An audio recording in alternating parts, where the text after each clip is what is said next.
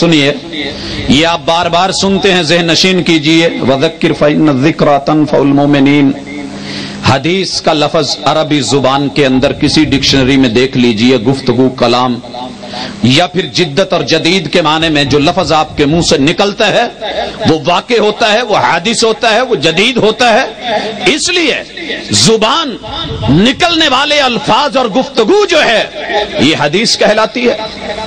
قرآن مجید کی اصطلاح اور زبان میں اللہ کی گفتگو کو بھی حدیث کہا گیا، وَمَنْ أَصْدَقُ مِنَ اللَّهِ قِيلًا، اور اللہ کی وحی کو بھی حدیث کہا گیا، فَلَعَلَّكَ بَاخِعٌ نَفْسَكَ عَلَىٰ آثَارِهِمْ إِن لَّمْ يُؤْمِنُوا بِهَٰذَا الْحَدِيثِ أَسَفًا۔ قرآن مجید میں قرآن کو بھی حدیث کہا گیا، اللہ نزل احسن الحدیث کتابا، اور پیغمبر کی گفتگو کو جو عام گفتگو ہے اسے بھی حدیث کہا گیا، وَإِذْ أَسَرَّ النَّبِيُّ إِلَىٰ بَعْضِ أَزْوَاجِهِ حَدِيثًا۔ تو یہ نتیجہ نکلا کہ اللہ کی گفتگو بھی حدیث، اللہ کی وحی بھی حدیث، رب کا قرآن بھی حدیث، مصطفیٰ کی گفتگو بھی حدیث۔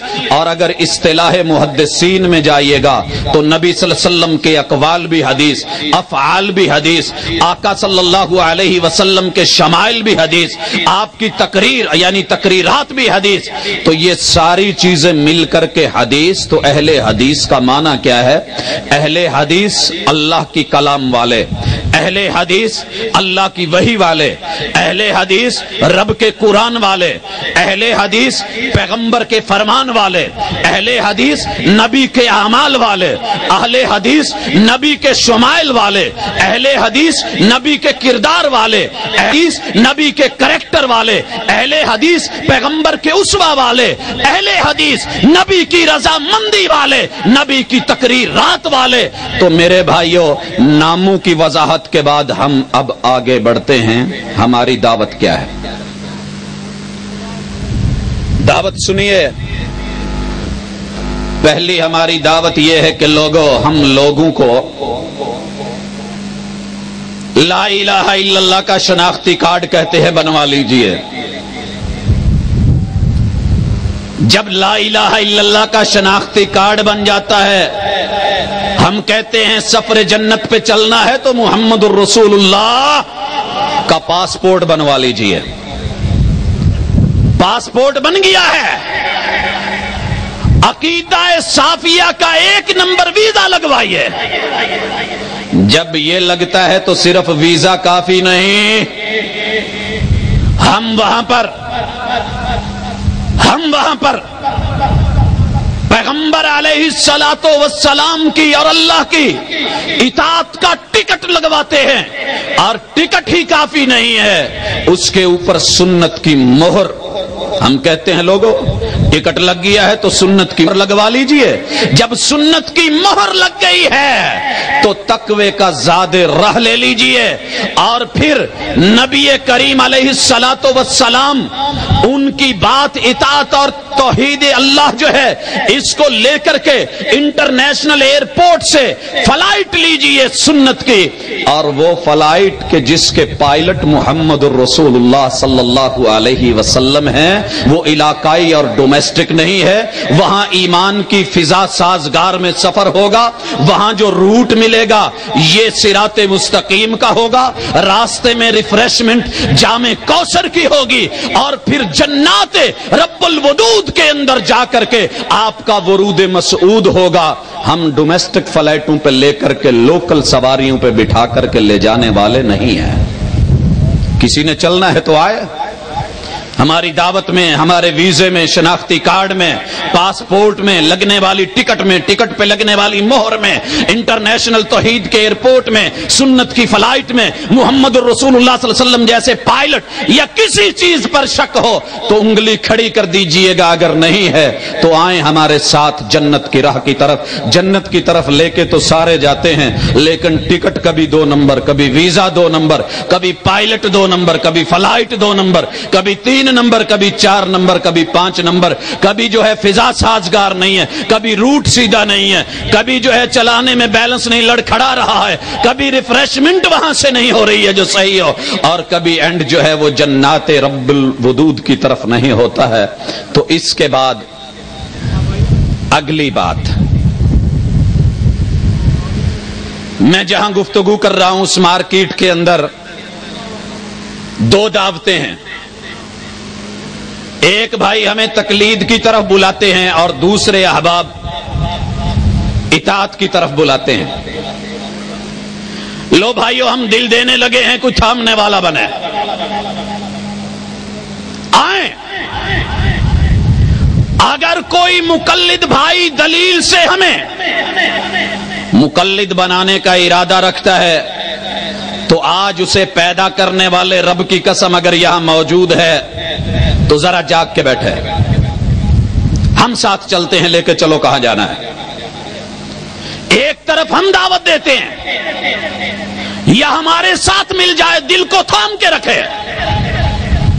अगर हम लूट करके ले गए तो बाद में ना कहना कि जनाब कोई मंत्र पड़ा था, कोई जादू कर गया था। हजरात, हम इत्तेबा की दावत देते हैं, लोगों को इताअत की दावत देते हैं। क्यों अहले हदीस देते हैं कि नहीं? गर्मी ने आपका बुरा हाल कर रखा है, या शदीद धुंध में या शदीद गर्मी में, सिल्ला वाली का मुकद्दर ही ऐसा है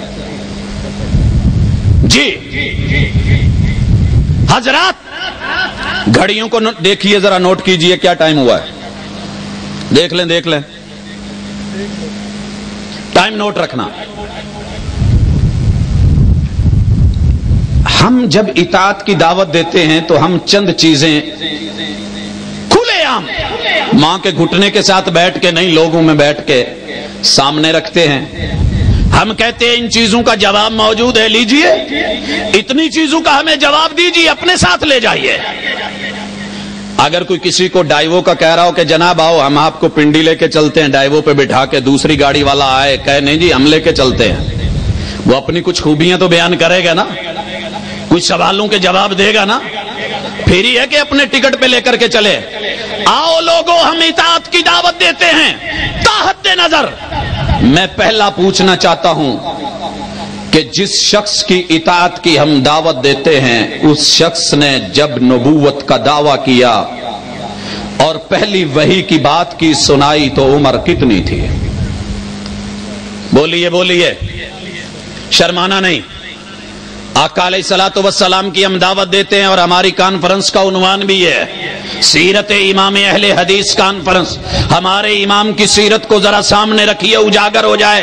रात के अंधेरे में सिल्ला वाली के कुर्बो जवार में 29 चक के अंदर पूछिए, जरा जवाब आता है कि नहीं आका की उम्र कितनी थी? और यारो, जिसने मां का दूध पिया है उसे पता है, शर्माए नहीं, हाथ खड़ा करके कह दे कितनी है, ना शर्माए। 40। जी, महबूब जब गारे हीरा में गए उम्र 40 थी। अकेले थे या कोई और भी था? हाँ जी, जवाब आया अकेले थे। और जब आप पर पहली वही आई, ये वही के पता है कि वो कुरान में किस जगह पर है, पारा कौन सा है?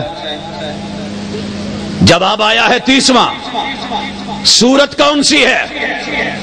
जवाब आया अलग। और यारो, इस वही की आयतें कितनी थी?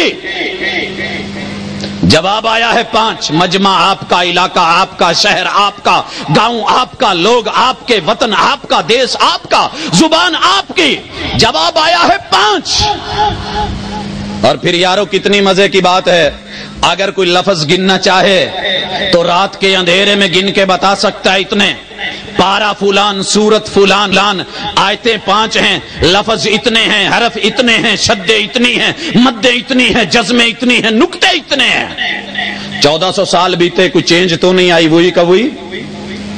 और हजरात, जब महबूब ने सबसे पहले इस दावत को कबूल किया, अव्वलुल मुस्लिमीन बने कि नहीं बने?